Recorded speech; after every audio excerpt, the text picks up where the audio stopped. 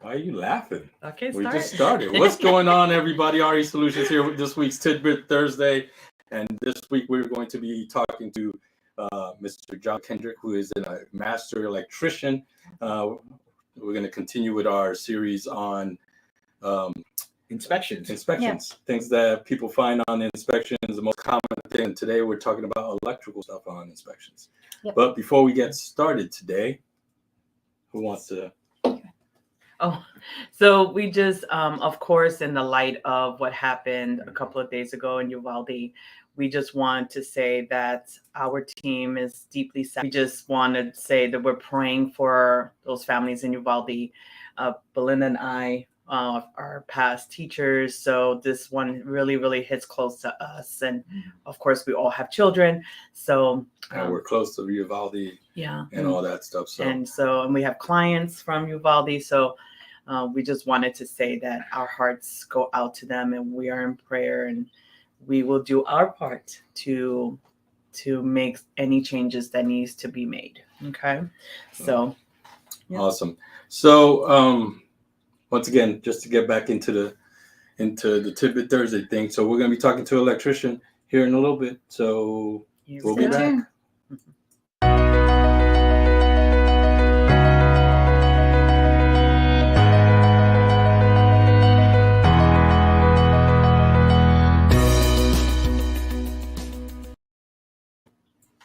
We're back. We're back.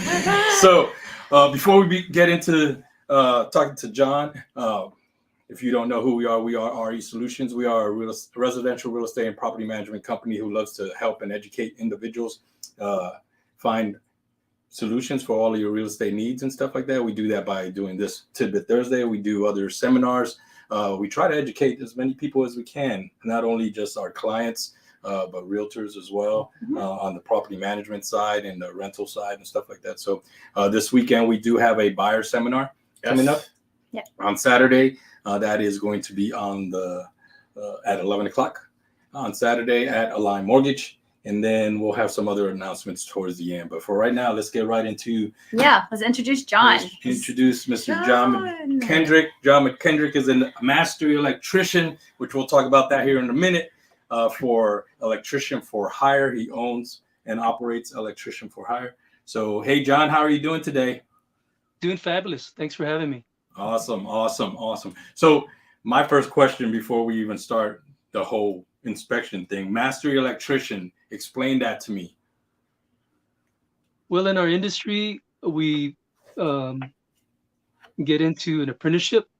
And when you go through, obviously you have to be determined to be an electrician, because there's actually quite a bit more, not more, but there's parallel education than you would at a 4-year degree. But anyway, you have to work for a master electrician as an apprentice. And briefly, you have to get 8,000 logged in hours as an apprentice. That makes you eligible for your journeyman's license. And then once you pass your journeyman's license, you get the card and you put it in your wallet and you get a nice pay raise.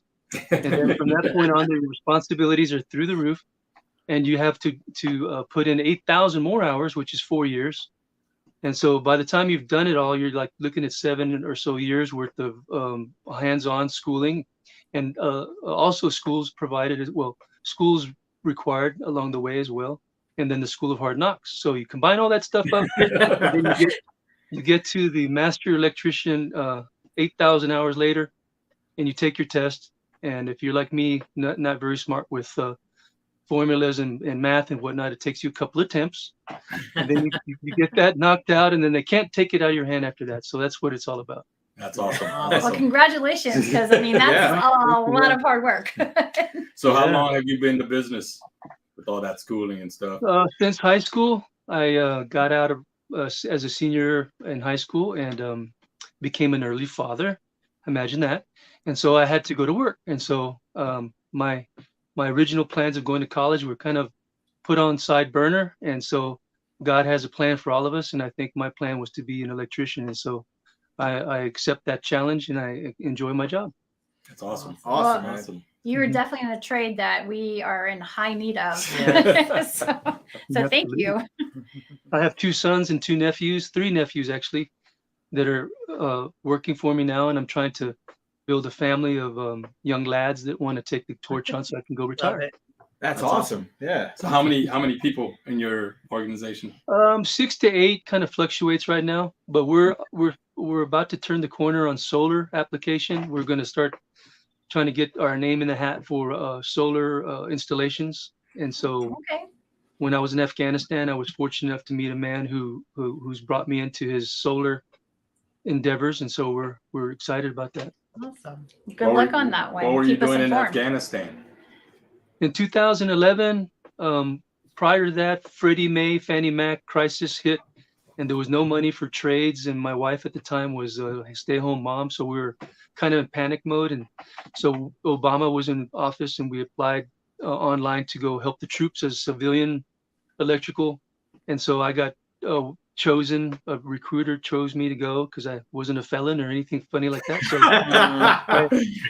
I got to go to a forward operating base, and I spent a year there, and it changed my life. And it was a really good experience to help the troops out as a civilian. That's Okay, awesome. Awesome. Wow. Not sure if you were aware, John, we're all military veterans ourselves. Yeah. So Oh, good. that was a little, I know you and I have done a lot of business together, and that was one piece of information I wasn't aware of. And that was pretty cool of you. How long were you there? 1 year? 365 days. It was 1 year to the day, and it was, all the hazardous pay and all that stuff. And we made good money, and I did get to catch up on my bills. And, but the real wealth of the whole situation was serving my company or country, and also the friends that I made along the way. The connections. That's awesome. Yeah. That's awesome. As lifelong friends. So was that Absolutely. Yeah. is that an army base or?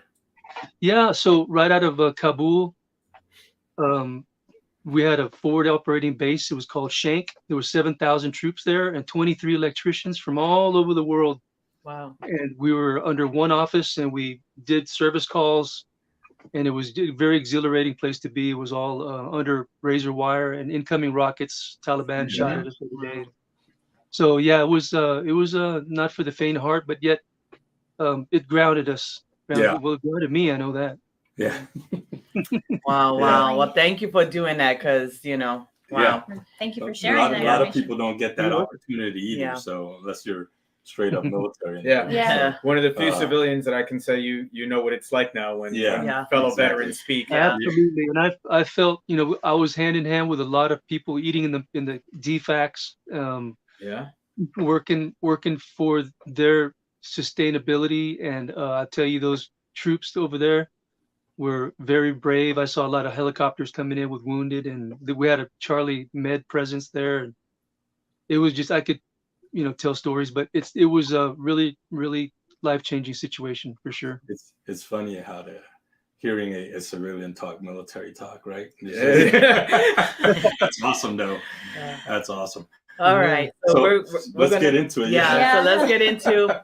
All righty. So I mean, we can ask you question after question, but I guess the first question would be, what are the top things that you are being called in for inspections when realtors call you? What kind of work are they asking you to do or look at?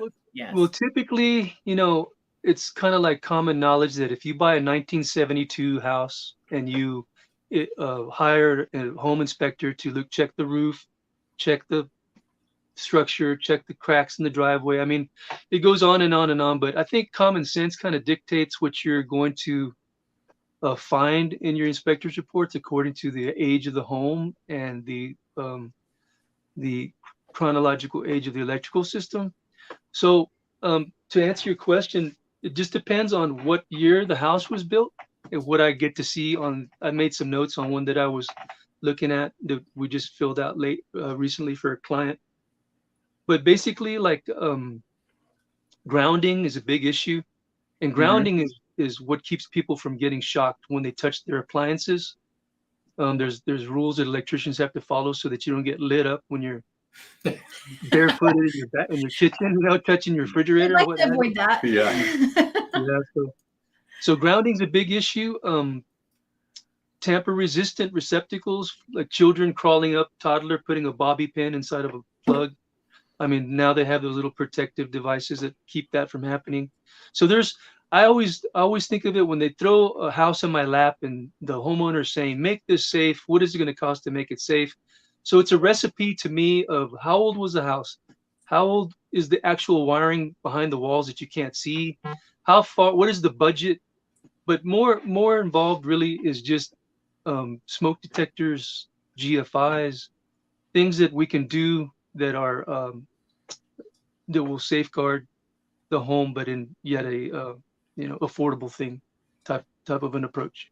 Okay. I love the way that you approach that because, a home built in the 70s is not going to be at the same No. position as the home built in 2022 as far Absolutely. as, being up to code. Yeah. Right. Quotes.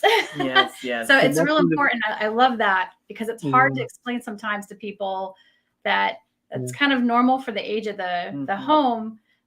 But Mhm. now I'm looking at it too, like, okay, you can bring this up to par, what's your budget and what's your, So I heard Yeah, that there that's is a fine. simple Yeah. fix Yeah. for.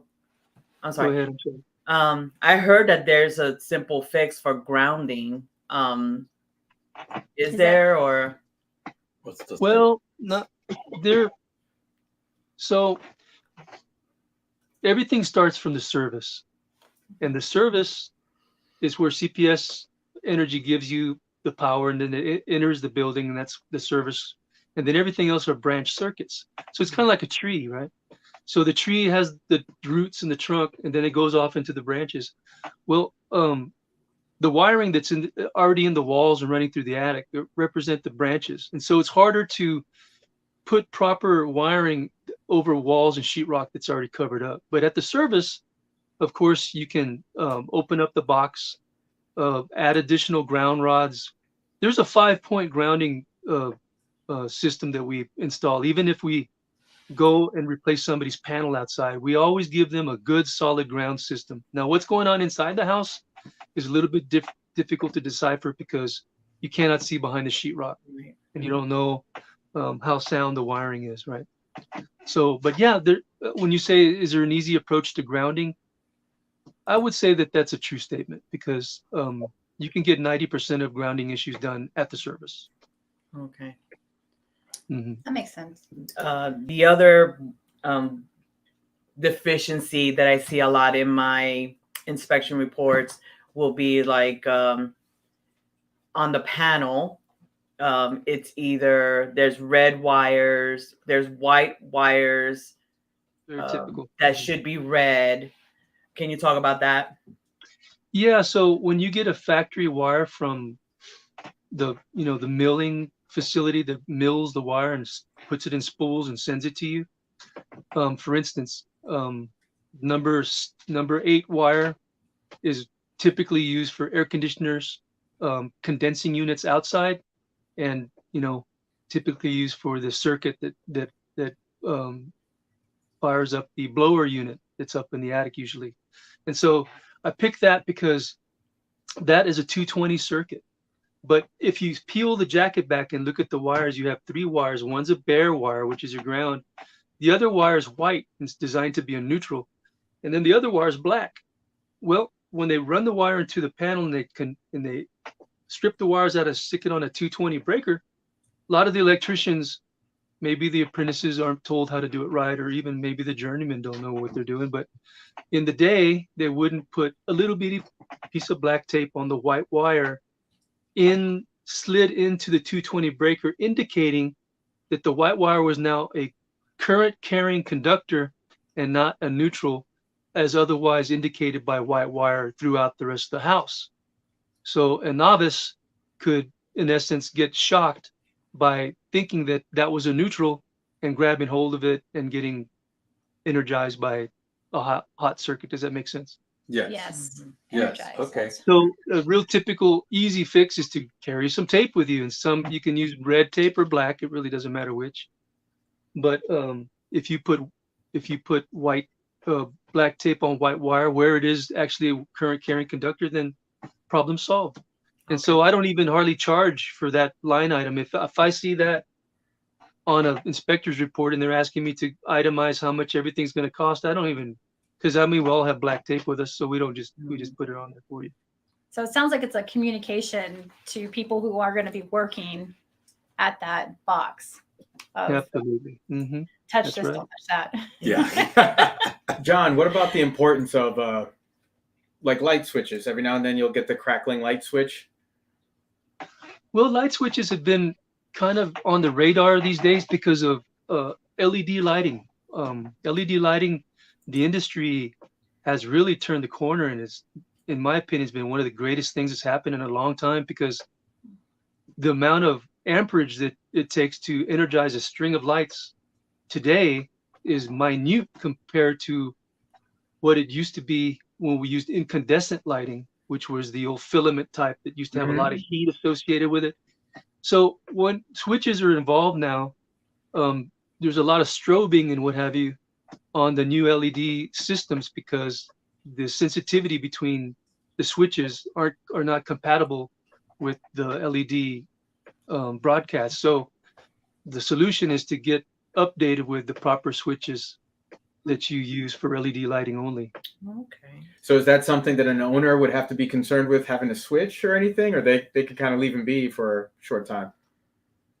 Well, crackling is, if I heard you say crackling, that normally indicates loose wires around terminal connections, or the internal guts of the switch, the snap switch itself, decaying, because it's just a rocker that goes back between open port and closed port. And so there's a lot of traveling. I mean, if you took a house that was built in 1970s and you counted how many times they turned the light switch off and on, I mean, it would be a cajillion times, right? Right. So anything that moves so much is going to wear out eventually, right? But so the crackling probably is different than the LED scenario that I just spoke of, but basically it's all just maintenance on the switches.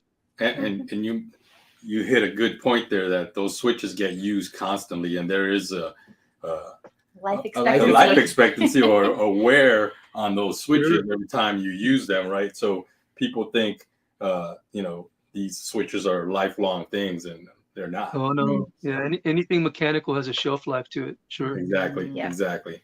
So, so what's the worst thing have you seen in a panel? That's a good question. Well, I mean, we've come to property management problems where the panel's actually on fire. I mean, that's pretty bad. I've seen rodents lodged in position with their last bite on the wire and their tail on the ground. I've seen snakes. I've seen flooded the restroom above, doused the panel with water and melted down the wires. I mean, I've seen pretty much everything. Wow. Okay. Well. What's another thing that you see a lot on your inspection reports? I've had, not really on the inspection reports, but I've had clients concerned about certain brands of panels, especially in older homes. Is that something that would make you kind of? That's huge now. I don't know. I can't speak for the insurance agency. And this is something that my admin and I are going to research more and more. And who is it that's involved with the insurance agencies? Is it the fire marshal department? Is there like an accumulation of fires that have happened, and then so all of a sudden there's an alert sent out to all home inspectors to be on the lookout for specific things that are decaying and causing harm, and this is in our building society? I think that's what's probably happening. I don't have a firm answer for you on that, but what I will say is that we're finding out that what they're calling stab lock breakers were something conducive with a company back in the 70s and even 60s called FPE and Federal Pacific and even Zinsco. And so these are breakers that you can't even hardly find anymore. And if you can, you got to get them on eBay. And so it's like crazy old stuff, vintage electrical components. And so I think what's going on is that there's been a lot of fires. And so we're getting on our end calls from property owners saying we have In fact, we're on top of 97 units right now as we speak to change out every panel in every apartment unit because they're all FPE. And so we gave a good price for that, and we're in there as we speak. Our guys are going through the whole apartment. And San Antonio is just chock full of this type of activity. I think it's going to be more and more prevalent even in your end of the deal if you have homes that have the FPE stuff. So be alert and be aware that anything that's and I don't even have a breaking year for you. I wish I did, but it seems to be late 60s to early 70-ish area, maybe through the 60s as well. But FPE and Zinsco and whatnot, those are the brands Those that ones are. that's I had a client walk away from a home because he didn't want to take on the responsibility of having to change it out, and he felt it really needed to be swapped out for a newer brand. Right. And swapping out a panel seems like drastic measures, but really it takes us. We do 2 in a day. It's not that big a deal. What's the pricing on that? Approximately, yeah. Yeah. Well, I got awarded 97 units, and so I gave a better deal per unit. Right. But for single family residential, it's normally around $1,000 to $800 to $1,000 to change out a panel with breakers all inclusive. Right. It's not too bad. I mean, so if you're called out to a place to look at whatever, there's no power in the kitchen, let's say that, and you find out that GFCI is out or there is no GFCI, do you have to bring that up to code? Or do you just fix whatever? Absolutely. I mean, I don't hold anybody captive or hostage on code compliancy. I mean, if I did that, I would make a lot of enemies. At the same time, all my recommendations are in writing. It'd be like your doctor tell you, please stop smoking Marlboros, and you didn't want to do it. Right. I get you. But I highly recommend things, and I put that on my inspections for my invoices. If we go to a call and we're asked to address X, Y, and Z, but yet my guys alert me to melted down wiring or rodents chewing through wires in the attic or a service that's barely hanging on outside by one screw or things that could be a hazard, well, then we always make an effort to put that on note to where the information gets to the owner. Okay. Yeah, like that because wiring underneath the sink. well, because I know, like with plumbers, when they go out to do a water heater, if there's not a expansion tank, they automatically have to put one because I guess it's code. So I guess that's the right. That's what they've told us. Yeah. Well, nobody ever died of bad plumbing by drowning. They did. But a lot of people have died because of electrical fires, so it's a different kind of I'm not downplaying plumbers, but it's a risky business for me to walk away from a problem than it is a plumber. Right. That is true. And Okay.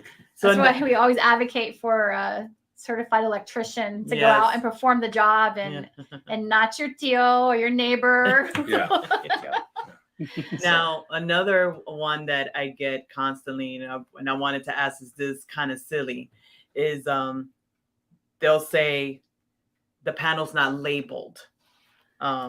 So is that kind of like a silly write-up in your opinion, or is that important? It's actually pretty important, to be honest with you, because how many times has somebody relied on the panel schedule, gone into the garage and clearly said that breaker number 8 was the countertop in the sink above, and maybe it said countertop, kitchen countertop.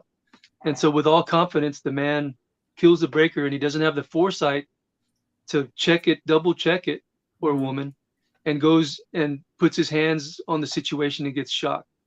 It all started from mislabeled or not even labeled panel schedule, right? So yeah, it's important to have correct labeling on panel schedules. And of course, the electrician should be labeling it because they're double checking that it's actually where it. Okay. Mm-hmm. See. Okay. And I will tell you this. and not anything against your industry at all. And it's just a communication between work orders and the men in the field.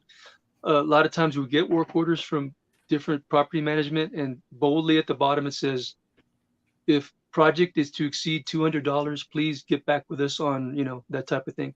And so I tell my guys in the field, don't let that scare you. If you have something going on that the owner needs to know about, that sentence at the bottom should be go ahead and address it. Just say, listen, I've been here for an hour or 2 hours already, and we're fixing to go on hour 4. This is what I recommend. And if you want us to pull back, we will. But I think would be, all parties would be better off if we looked at it. And that's a good point. And I think you're right. And a lot of property management companies, including ourselves, have that that amount in our work orders, because that's what we tell our owners, that's the amount that we're not going to exceed unless we discuss it with them.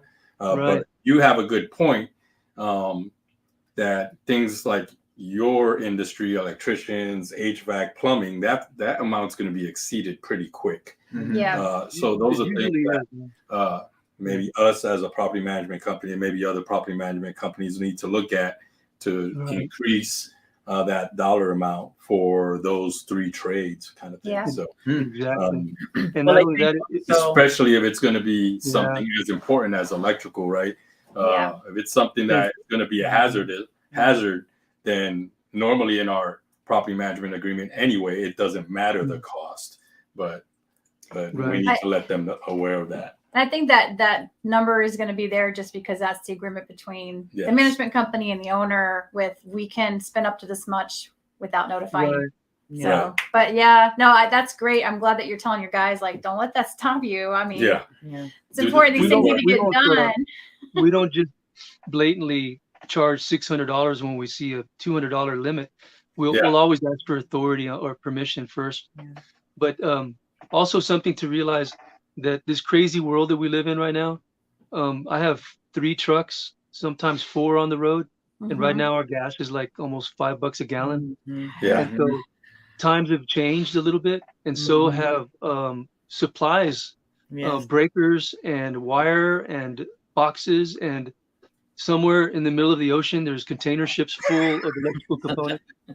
But, promising people that I can finish a job is a challenge for me. Because I have to shop around. I've even had to go to eBay and Amazon for some of my components because of just shelves being dry at Home Depot and different places. Right. Wow. Yeah. And that's all around. A lot of the vendors are going through that right now. It's we hear that a lot. So to finish off there, John, what's your advice for an individual that gets a home inspection? Some of the key electrical stuff that they should be looking at themselves. So again, sustaining, life-threatening components, I would say, is electrical, and fire and asphyxiation and smoke inhalation, and those are. So all I'm saying is, if you're looking and shopping around for a 1950s home, and at the same time your wife wants a 2022 home, you have to come together and be realistic about how it's going to affect your budget and your family to get both dwellings, safely lived in. Right. And so the older the house, the more money you have to maybe allocate for electrical repairs and plumbing. But nobody ever drowned over bad toilet connections, right? So he sounds like a Chick-fil-A. Yeah. Eat more chicken. So it's just common sense, which is kind of escaping a lot of people. But common sense is just the gist of it all. I would say you would think. Yeah. But Awesome. You have anything else for John? No, you did such a good job, John. Thank you so much. It's just, I just love doing these things because I want to learn. Because when my clients are asking me, they're like, "Oh, I want all of this fixed," and I'm like, "Hold on, hold on." So if the checklist, if you were to have a on your desk there, a little checklist, just remember smoke detectors. batteries in smoke detectors, because a lot of folks just have the old rickety battery style. It only costs $7 to completely change out a unit. If you don't have the interconnecting wiring that the code mandates that you have now, at least give Wilita a carbon monoxide one in the kitchen area and down the hallway. It's just, again, common sense, right? Yeah. And then GFIs, for goodness sakes, they have to be around any place with water. Even like the washing machine out in the laundry room. Loose connections, any sort of crackling switches, whatnot, just common sense issues. But I those think are the ones that we. But I think it's a difference between, hey, client, you can do this yourself once you buy this house, because a GFCI, it's, you know. Oh no, yeah, there's a. It's not very easy to put in a GFCI. Oh, You have really? line and Okay. load and- No. Okay. So It that's has to one be that put we in should. a specific way. Oh, Oh, okay. Okay. so See? just don't peel the sticker off of an old house and put it on. No. Okay. I won't do that ever again. Okay. Okay. Wow. Kidding. Anyway. Kid. All right, John. Well, thank you so much for being on with us this week. Appreciate your service. We're gonna be yes. we're gonna be posting this. Well, obviously it's already posted on Facebook and YouTube, but we're going to be it's going to be a YouTube link, and I'll be sending you that YouTube link so you can actually shoot it out to your database or friends and family and stuff like that. Thank you again. Yes. And hopefully we'll talk to you soon. Yeah. If you guys need some help, his number's listed right there. Electrician for hire, John, 210-316-9581. All right. Thanks, John. All right, John. Take care now. Okay. God bless you. I like him. Awesome. Yeah. Yeah. He's I cool. do. He's Yeah. very salt of the earth. Yeah. You know, Yes. like I'm not even gonna play around and I'm just this is it. And we, I found them by chance, Yeah. and I've used them on like at least 5 different jobs. And every single owner and tenant that he worked with just absolutely loved him, Oh. and were calling good. me back just to let me know, like, "Hey, that guy was great, man." Oh. You know, and if it wasn't him directly, it was their workers, yeah. his workers that he sends out to the sites, and it was just a great experience for all. He's the one that did the sink, right? Yeah. That problem that we had at that Yeah. one house and stuff like that. Kind of crazy. Anyway. So you already talked about buyer seminar this Saturday at 11 Yep. o'clock at Yes. Fairnon. Join Yes. us. Yes. We please. actually have Goosehead Insurance coming. Yes, they're gonna be Coming out out. there. They're going to be representing. And I've had really great feedback from clients who have used Goosehead in the past. Mhm. So Okay. It is Awesome. a very, yeah. So obviously they'll be out there. Of course, Chris will be there Chris Yes. Fouts, yes. from Align Mortgage, and we haven't heard from Harley. Hopefully Harley's we're gonna be speak there. at Harley. Harley is gonna be there. Somebody from his company will be Yeah. there to talk about credit repair. Credit repair. and, We'll text them. Hey, Harley. and hey Harley, if you're watching, you can just click a yes. Yeah. So, any other announcements? We have our client appreciation coming up on Yes. June Oh, 11th. yes. June So, 11th. We're starting to make our rounds. You get a phone call from us, an email from us, and just bring I friends and think family. the Please. out. first Please, 6. please register. Yes. Yeah, just so we 'cause can when, prep. Yeah, because when we send you an invite, or if you see it on Facebook or whatever, it's going to be a Eventbrite registration, just so that we have a head count. So We want to have enough food. food and games and drinks and stuff like that. So Yep. We got the first 6 tickets claimed, right? actually we're sitting at 9 right now. Ooh, 9. All Woo! All We sent it right. to a lot of people though, so we'll see. Yeah. So, but it just went out. So if you haven't seen it, I'll be sending out the link probably every other day. Maybe I'll send one out today, Mhm. just so it'll be in your face, so you can go ahead and sign up and stuff. So this weekend, other than the buyer seminar, we're going to Nia's.